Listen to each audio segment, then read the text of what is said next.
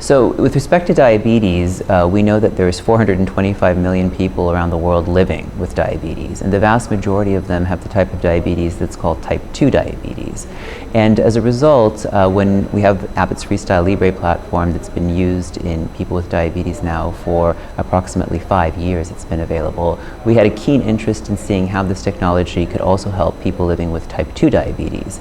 And this is what really spurred these particular data that you're mentioning that we're presenting here at the American Diabetes Association, is our interest in taking a look and seeing how these data reflect what's happening in users of the technology who have type 2 diabetes.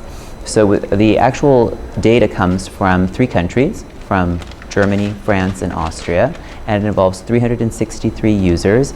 And the way the data was collected is that we looked to see in these real-world users of this technology what their starting hemoglobin A1c is, which is a measure of their average glucose, and then looked at several months after beginning use where their hemoglobin A1c ended up.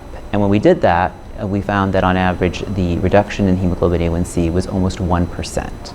And that actually is quite a big deal because generally we see that type of reduction mostly with pharmacologic agents.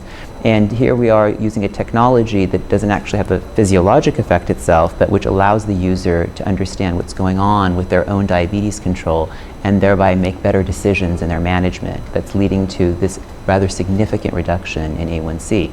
And that translates, just to you have a reference to about a risk of about a reduction of about 30% in terms of the risk for long-term diabetes-related complications as a result of that A1c reduction. So it has really a significant clinical impact in terms of the care of people living with diabetes. And we're very excited that we have this particular finding. We really already have seen that the technology is very user-friendly and is very, it's the type of thing that people really do want to continue to use. We have over 1.5 million users worldwide.